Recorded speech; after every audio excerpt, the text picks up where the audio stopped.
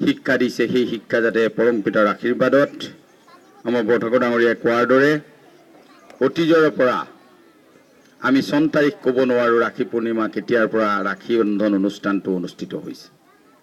এয়া আমাৰ সংস্কাৰ আৰু এয়া আমাৰ পৰম্পৰা, সনাতন সংস্কৃতি। এই সংস্কৃতিৰ বাহক হিচাপে পৰৱৰ্তী পৰ্যায়ত আমি সকলো উঠি অহা প্ৰজন্মই এয়া পালন কৰিবলৈ লৈছিলোঁ। হয়, এটা সময়ত কোনো কোনো জাতি উপজাতিৰ মাজত এইখিনি সীমাবদ্ধ হৈ আছিল, কিন্তু আজি পৰৱৰ্তী পৰ্যায়ত আমাৰ সকলোৱে এই অনুষ্ঠান ভাগ পালন কৰিছে। মই বৰ বিশেষ নকওঁ, আজি মই গৃহস্থ হিচাপে আছোঁ। মই আমাৰ বিশ্বনাথ চাৰিআলিৰ বিধায়ক ডাঙৰীয়া অহাৰ কথা গম পাই মোৰ এখন বিশেষ সভাও আছিল। সেই সভালৈ যোৱাৰ আগতে মই বোলো অকণমান উপস্থিতিটো দি যাওঁ, নহ'লে বিধায়ক ডাঙৰীয়াই হয়তো অকলশৰীয়া অনুভৱ কৰিব পাৰিব। মোৰ নিজৰ সমষ্টিত আহিছে আৰু মই সকলোতকৈ আজি গৌৰৱান্বিত অনুভৱ কৰিছোঁ। এনেকুৱা এটা পবিত্ৰ অনুষ্ঠানত তেখেতে যোৱাকালি গুৱাহাটী গৈছে আৰু লগে লগে আহি আজি ইয়াত উপস্থিত হৈ আজি আমাৰ ৰাইজক শুভেচ্ছা জনোৱাৰ কাৰণে তেখেতক মই হিয়ভৰা অভিনন্দন আৰু কৃতজ্ঞতা জনাইছোঁ। আৰু মই মৰমৰ ছাত্ৰ ছাত্ৰীসকলক এই পবিত্ৰ অনুষ্ঠানৰ লগতে ৰজিতা খুৱাই এটা কথা ক'ব বিচাৰিছোঁ যে তোমালোকে শিক্ষা গ্ৰহণ কৰি আছা, এই নিকেতনৰ অধীনত ভাল শিক্ষা লৈছা। আমি তোমালোকৰ পৰা বহু আশা কৰিছোঁ। আজি ইয়াত অভিভাৱক অভিভাৱিকাসকল আছে সন্মানীয়, তেওঁলোকে আজি তোমালোকক ইয়াত শিক্ষা গ্ৰহণ কৰিবৰ কাৰণে তোমালোকৰ মা দেউতাই পিতৃ মাতৃয়ে ইয়াত তোমালোকক আজি এডমিশ্যন দিছে যে মোৰ ল'ৰাটো বা মোৰ ছোৱালীজনী সুশিক্ষিত হৈ শংকৰদেৱ শিশু নিকেতন দক্ষিণ কলাবাৰীৰ পৰা এটা সময়ত গৈ যাতে দেশমাতৃক সেৱা কৰিবৰ কাৰণে ভাল মানৱ সম্পদ হিচাপে যাতে তোমালোকে গঢ় লৈ উঠিব পাৰা, তাৰ কাৰণে চেষ্টা কৰিম। আজি আশা কৰিছে, গতিকে মই তোমালোকক এটাই আহ্বান জনাইছোঁ, আমি আমাৰ ৰাখি পূৰ্ণিমা পাতিব লাগিব। আমি আমাৰ বিভিন্ন ধৰণৰ জাতীয় উৎসৱবিলাক পালন কৰিব লাগিব। লগতে আমি আমাৰ শৈক্ষিক পৰিৱেশটো ভাল কৰাৰ লগতে নিজকে সুশিক্ষিত কৰি তুলিব লাগিব। আজিৰ যুগটো খুব প্ৰতিযোগিতামূলক যুগ। আজি যিকোনো এটা যদি পৰীক্ষাত অৱতীৰ্ণ হ'ব লগা হয় তেতিয়াহ'লে যথেষ্ট জ্ঞানৰ দৰকাৰ হয়। গতিকে তোমালোকে সৰুৰে পৰা আজি শিক্ষাগুৰুসকলৰ আচাৰ্যসকলৰ লগত আজি তোমালোকে শিক্ষা গ্ৰহণ কৰিছা। তোমালোকে হেজিটেশ্যনটো পৰিহাৰ কৰিব লাগিব। যদি কিবা বুজি নোপোৱা, যদি কিবা তোমালোকে অকণমান অসুবিধা পাইছা পাঠ গ্ৰহণ কৰোঁতেনে, তেতিয়াহ'লে তোমালোকৰ আচাৰ্যসকলৰ লগত এটা সুমধুৰ সম্পৰ্ক, জন্মদাত্ৰী পিতৃ মাতৃৰ পিছত আচাৰ্যসকল তোমালোকৰ গুৰু হিচাপে তোমালোকে মানিছা।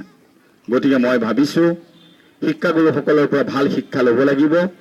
আৰু মই জনপ্ৰতিনিধি হিচাপে বিচাৰিছোঁ এইখন বিদ্যালয়ৰ পৰা উত্তীৰ্ণ হৈ যোৱা যাতে কণ কণ ছাত্ৰ ছাত্ৰীসকলে ভৱিষ্যতে যাতে আমি ইয়াৰ পৰা IPS অফিচাৰ, IAS অফিচাৰ, ভাল সমাজ সংগঠক, ভাল শিক্ষাবিদ যাতে শিক্ষাৰ বন্তিগছ ভৱিষ্যত প্ৰজন্মৰ কাৰণে বিয়পাই তুলিব পাৰে, তাৰ কাৰণে তোমালোকে চেষ্টা কৰিব লাগিব সৰুৰে পৰা। আজি ৰজা মহাৰজাসকলে এটা সময়ত যেতিয়া পুৰণি কালত আমি যদি ইতিহাস চাওঁ, যদি আমি বুৰঞ্জী চাওঁ, তেতিয়াহ'লে আমি দেখা পাওঁ যে তেওঁলোকৰ সতি সন্ততিসকলক গুৰুৰ আশ্ৰমত ৰাখি পাঠ গ্ৰহণ কৰিবলৈ দিছিল, শিক্ষা গ্ৰহণ কৰিবলৈ দিছিল।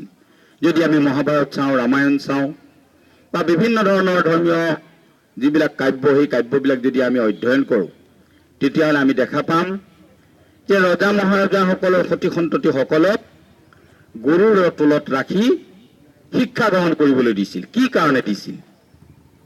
এই কাৰণে দিয়া হৈছিল যে ৰজা মহাৰজাসকলে যদি ইচ্ছা কৰিলেহেঁতেন তেওঁলোকক নিজৰ সন্তানসকলক ৰাজকাৰেঙত ৰাখি শিক্ষা গ্ৰহণ কৰিবলৈ গুৰুসকলক লৈ আহিব পাৰিলেহেঁতেন।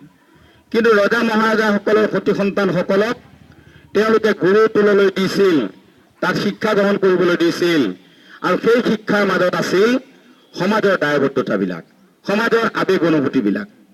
গতিকে ৰজা মহাৰজাসকলৰ সতি সন্তানসকলে যদি ভৱিষ্যতে কোনোবা তেওঁৰ দেউতাকৰ মৃত্যুৰ পিছত বা দেউতাকৰ পিছত তেওঁ যদি ৰজা হ'ব লাগে, তেতিয়াহ'লে সমাজ ব্যৱস্থাটোৰ লগত পৰিচিত হ'ব লাগিব।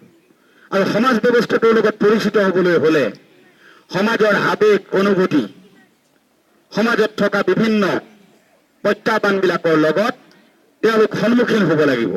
আৰু সেই সন্মুখীন হ'বৰ কাৰণে এখন সুন্দৰ স্থান হৈছে গুৰুৰ টোল, গুৰুৰ আশ্ৰম। আৰু গুৰুৰ আশ্ৰমত বিভিন্ন যিসকল শিক্ষাৰ্থী থাকে, যিসকল শিষ্য থাকে, সেই শিষ্যসকলৰ যিবিলাক আবেগ অনুভূতি, ৰজাৰ সন্তানেও সেই আবেগ অনুভূতিবিলাক অধ্যয়ন কৰিব পাৰে বা হৃদয়ংগম কৰিব পাৰে।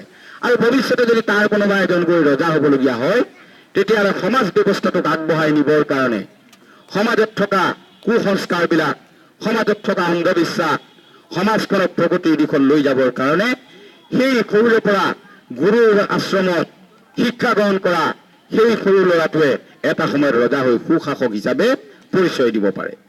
আৰু আজি আমি এই শিশু নিকেতনত আজি যে আমি ৰাখী বন্ধন উৎসৱ পালন কৰিছোঁ, এই ৰাখী বন্ধন উৎসৱৰ মাহাত্ম্য হৈছে আমি সমাজ ব্যৱস্থাটোৰ লগত থকা। আজি আমাৰ বিধায়ক ডাঙৰীয়াই কৈছে যে অতীজৰে পৰা পৰম্পৰাগতভাৱে ইয়াত চলি আহিছে। হয়তো আমি বহুতে নাজানো, আমাৰ সঞ্চালক ডাঙৰীয়াই কৈছে আমি শিক্ষকতা কৰিলোঁ, শিক্ষা দিলোঁ, এটা সময়ত আমি শিক্ষা গ্ৰহণ কৰি আজি শিক্ষা দিলোঁ ছাত্ৰ ছাত্ৰীসকলক, এইখিনি কথাৰ লগত বৰ বিশেষ জড়িত নাই। কিন্তু এই যে আমাৰ কণ কণ শিশুসকলক আজি আমাৰ শিশু নিকেতনৰ জৰিয়তে এই ৰাখী বন্ধন উৎসৱ দিছে, আজি ইয়াত আমাৰ বৌদ্ধিক দিবলৈ সুদূৰ বিশ্বনাথৰ পৰা এই বিধায়ক ডাঙৰীয়াই বৌদ্ধিক দিছে, দুটা কথা তোমালোকে শিকিছা আৰু আমি সকলোৱে শিকিছোঁ। আৰু এই শিকাৰ মাধ্যমেদি আমি সমাজখনক কেনেকৈ একতাৰ এনাজৰীৰে, মৰমৰ এনাজৰীৰে, আমাৰ মাজত ভাতৃত্ববোধ, দুৰ্বলে সবলক ৰাখী বন্ধন কৰাৰ নিচিনাকৈ সৰুৱে ডাঙৰক, ঠিক তেনেকৈ আজি বিভিন্নজনে আমি ৰাখীত ইজনে সিজনক পিন্ধাওঁ।